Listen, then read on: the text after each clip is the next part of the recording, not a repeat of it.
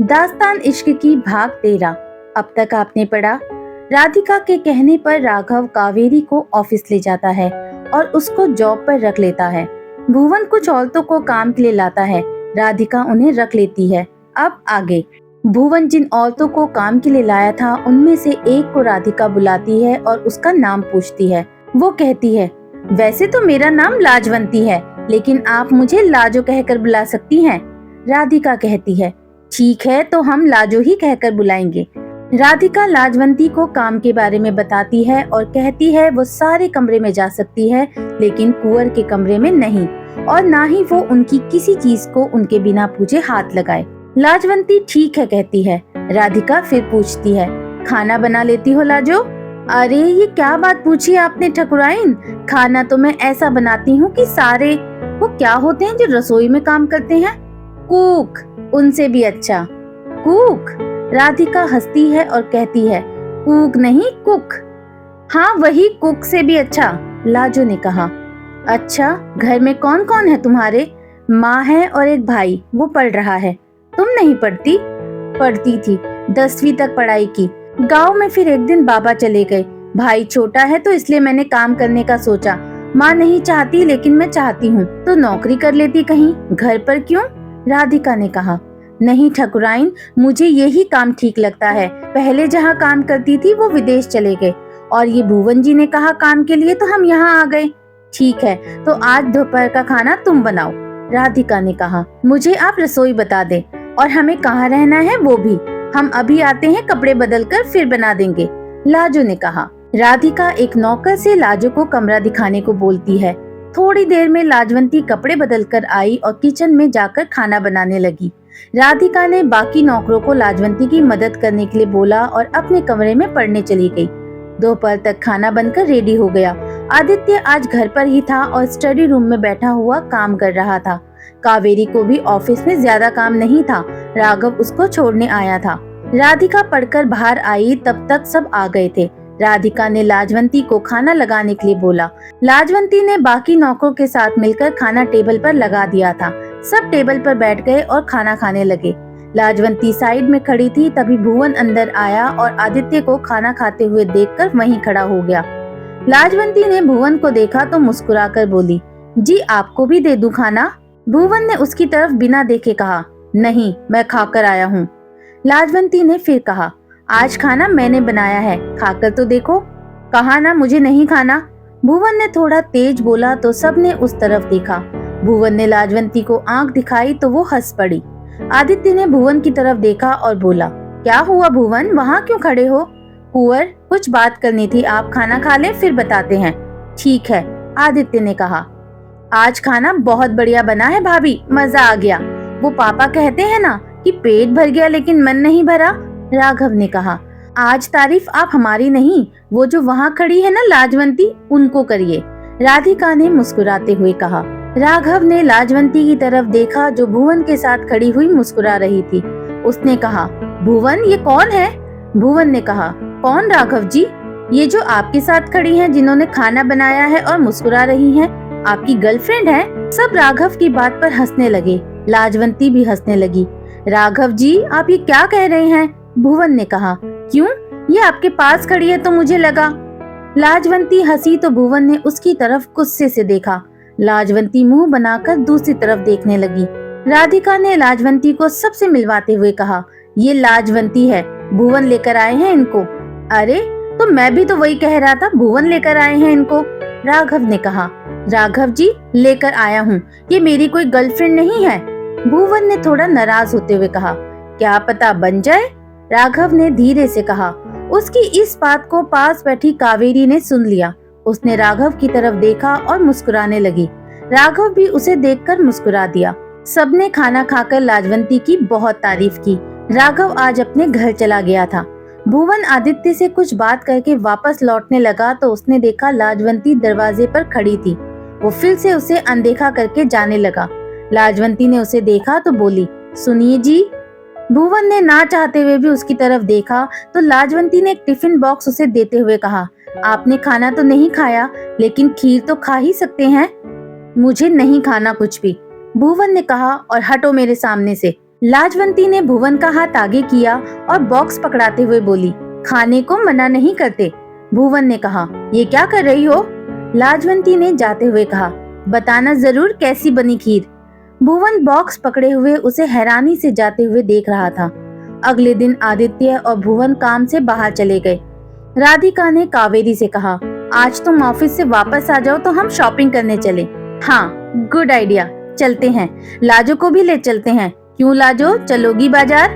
जी दीदी, चलेंगे ना। कब चलना है? शाम को, कावेरी ने कहा। ठीक है, फिर तैयार रहना। कहाँ जाने की बात हो रही है? राघव ने अंदर आते हुए कहा। बाजार जाने की, लाजवंती ने कहा।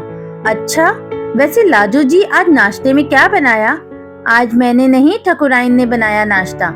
अरे, हम तो ये सोच कर आए थे कि आपके हाथों का नाश्ता मिलेगा। खैर, भाभी क्या बनाया था आज आपने? पोहा, क्योंकि कुंवर को कुछ हल्का खाना था इसीलिए। आप खाएंगे? हाँ बिल्कुल। लाजो, ले आना जरा पोहा और साथ में मसाला चाय, राघव ने कहा। लाजवंती किचन में चली गई। राघव जी, आज आपको देर नहीं हो रही? वैसे तो रोज कहते हैं आपकी वजह से देर हो गई। अरे, अपना ही ऑफिस है, बस खा के चलते हैं। लाजवंती चाय और पोहा ले आई। राघव ने नाश्ता किया और कावेरी को साथ लेकर ऑफिस चला गया। राधिका ने सबके जाने के बाद देवेंद्र जी को फोन किया, उनके हालचाल पूछे, थोड़ी पढ़ाई की और कुछ अपने काम किए। शॉपिंग के लिए बाहर जाएंगे ये बात उसने आदित्य को बता दी थी। आदित्य ने भुवन से कहकर राजीव को उन सब के साथ में जाने को बोला और नजर रखने को बोला। शाम को राजीव के साथ राधिका, कावेरी और लाजवंती को लेकर बाजार में पहुंची। राजीव ने गाड़ी पार्किंग में पार्क की और उन तीनों के साथ बाजार गया। राजीव की और उनके गार्ड्स की नजर चारों तरफ थी।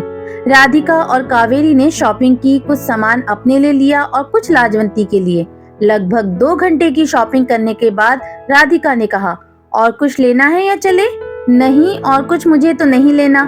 लाजवंती, तुम्हें कुछ लेना है? नहीं दीदी, हो गया मेरा भी।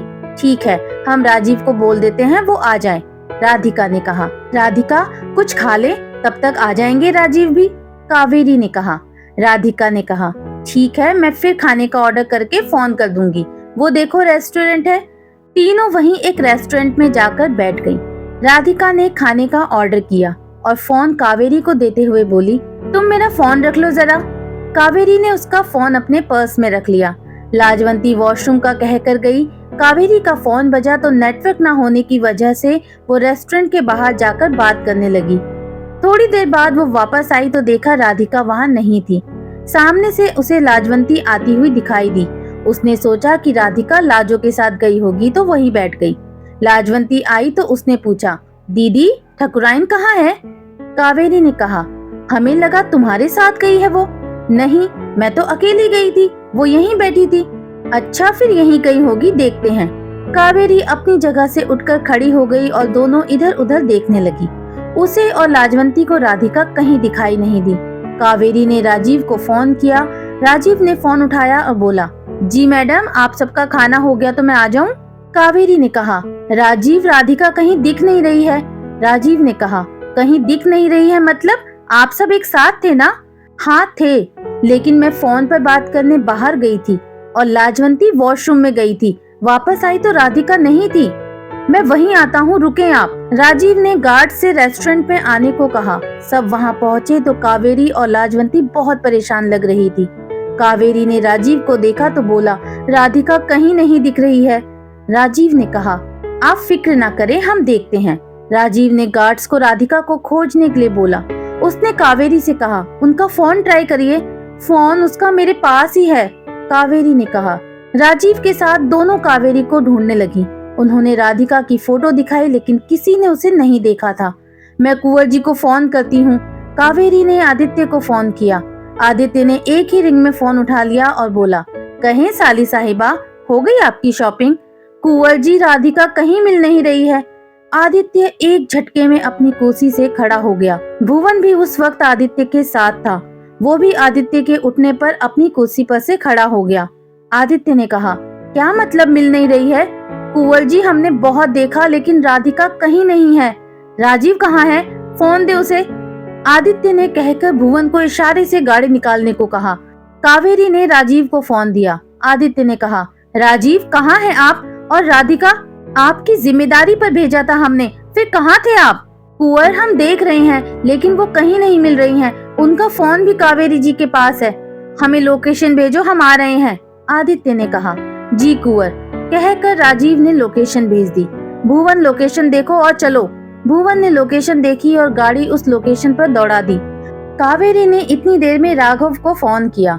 राघव ने कावेरी का फोन देखा तो मुस्कुराकर बोला, ओहो, हमारी याद कैसे आ गई? उसने बड़े प्यार से कहा, हेलो जी, हमारी याद कैसे आ गई आपको?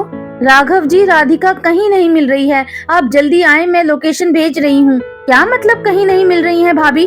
आप तो शॉपिंग पर गई थी ना? राघव ने कहा। वो सब मैं आपको बाद में बताऊंगी, पहले आप आ जाएं, कुंवर भी आ रहे हैं। राघव ने देखा तो आदित्य का फोन आ रहा था।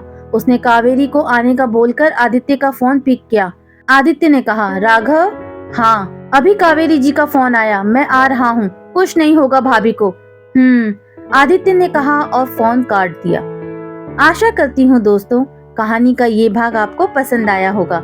अगर पसंद आया है तो मुझे कमेंट करके जरूर से बताएं। आपको ये कहानी पसंद आ रही है तो प्लीज मेरे चैनल को ज्यादा से ज्यादा लाइक, शेयर एंड सब्सक्राइब करें। बहुत जल्द मिलती हूँ आपसे इस कहानी के अगले भाग में। तब तक के लिए बाय बाय।